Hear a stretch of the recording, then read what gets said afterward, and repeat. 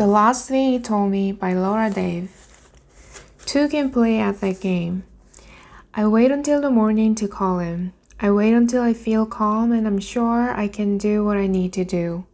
I gather up all my notes and throw on a sundress.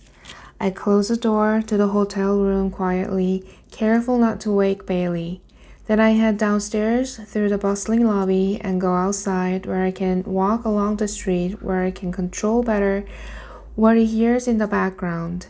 It is still quiet out, the lake placid and peaceful, even with the morning rush, commuters on their way over the Congress Street Bridge, heading into their offices, their children's schools on their way to start their blessedly normal days. I reach into my pocket and pull out the napkin from the Fred's Grady's cell phone number underlined twice. I turn on my cell phone, pressing *67 first before I tap in the number, hoping this will help block my call a little bit longer. If he's so inclined to unblock it, if he's so inclined to try and figure out where I am. This is Grady, he says when he picks up. I brace myself to lie. This is, after all, what there is left to do. It's Hannah, I say. I heard from Owen. This instead of hello. When? Grady says. Late last night, around 2 a.m. He said he couldn't take in case someone was listening to the call. Tracking him. He called from a payphone or something. It came up as a blocked number and he was talking fast. He wanted to know if I was okay, if Bailey was okay, and he was adamant that he didn't have any part in what's going on at the shop. He said he had a feeling Abbott was up to something, but he didn't know the depth of it. I can hear Grady on the other end of the phone rustling around. Maybe he's looking for a notepad, something on which to write down the clues he seems to think I'm going to give him. Tell me what he said exactly, he says. He said it wasn't safe for him to stay on the phone, but that I should call you. I say, that you'd tell me the truth. The rustling stops. The truth? About what? I don't know, Grady. Owen made it sound like you'd know how to answer that. Grady pauses. It's early in California, he says. What are you doing up so early? Would you be able to go back to sleep if your husband called you at 2 a.m. and told you he was in trouble? I'm a pretty good sleeper, so he says, I need to know what's going on, Grady. What's really going on here? I say, why does a U.S. Marshal based in Austin, Texas, come all the way to San Francisco seeking out someone who isn't a suspect? And I need to know why you're lying to me about Owen calling you when he obviously did not. Why are there no records of Owen Michaels before he got to Sausalito, I say. Who told you that? He said, a friend. A friend? You're getting some faulty information from your friend, he says. I don't think so, I say. Okay, well, did you remind your friend that one of the primary functions of the shop's new software is to alter your online history? That it helps you erase a trail you don't want to leave, correct? No online trail as to who you are. That includes online databases to universities, housing records. I know how the software works. So why hasn't it occurred to you that if anyone expunged Owen's record, it might have been the one man who has the capability to do so? Owen. He's saying Owen made the trail to his past run cold. Why would he do that? I say, maybe he was testing out his software. He says, I don't know. I'm just saying you're making up quite an elaborate story when there are a variety of explanations as to what your friend did or didn't find out about Owen's past. He's trying to throw me off balance. I won't let him. I won't let him try to control this narrative for his own agenda, which is feeling increasingly suspicious. What did he do, Grady, before all of this? Before the shop? Why did he change his identity? Why did he change his name? I don't know what you're talking about.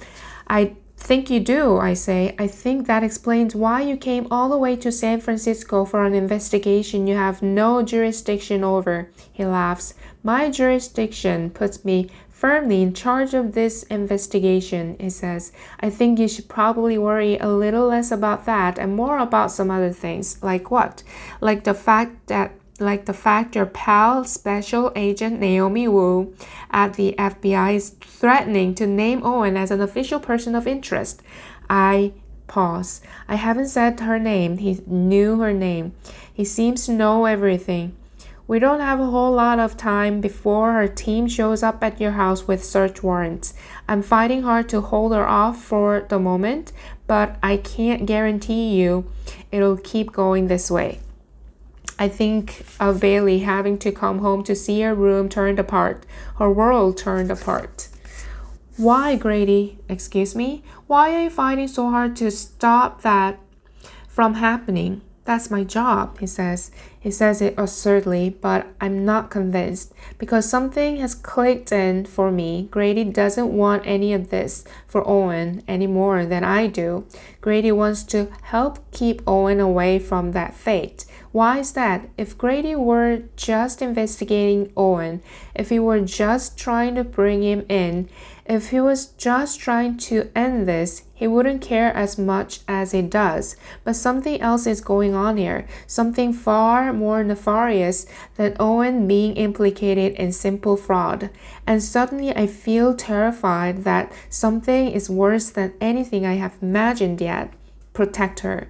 Owen left us a bag of money. I say, what are you talking about? He says, really?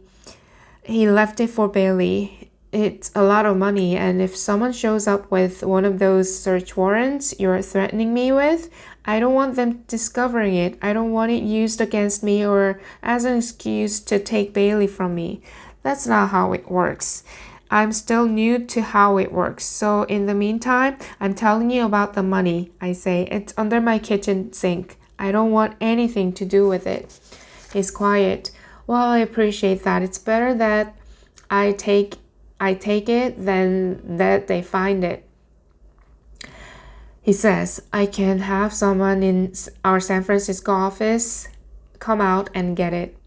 I look out past Lady Bird Lake at Austin's downtown, its gentle buildings, the trees letting through the morning light. Grady is probably in one of those buildings already, starting his day. Grady is closer than I certainly want him to be. Now's not a good time. Why not? Everything in my body tells me to tell him the truth. We are in Austin, but I'm still not sure whether he is a friend or a foe, or both. Maybe everyone is a little bit of both, Owen included. I need to get some work done before Bailey gets up, I say, and I've been thinking maybe I should take Bailey somewhere else until this all calms down. Like where? I think of Jake's offer. I think of New York. I'm not sure, I say, but we don't have to be in Sausalito, do we? I mean, we don't have to stay there for any legal reason, correct? Not officially, but it won't look good, he says. Then Grady pauses. He pauses as if hearing something. Wait, why did you say there? What? You said we don't have to stay there. Talking about your house, talking about Sausalito. If you were home, you would have said here. We don't have to stay here. I don't say anything. Hannah, I'm sending one of my colleagues over to check on you, he says. I'll put on some coffee, I say. This isn't a joke, he says. I didn't think it is. So then, where are you? Grady says. If Grady wants to trace my phone call, I know he can do it. For all I know, he's already trying to do it. I look out at Grady's hometown, wondering what it's been for my husband. Where are you worried? I'll be. Grady, I say. Then, before he can answer, I hang up the phone.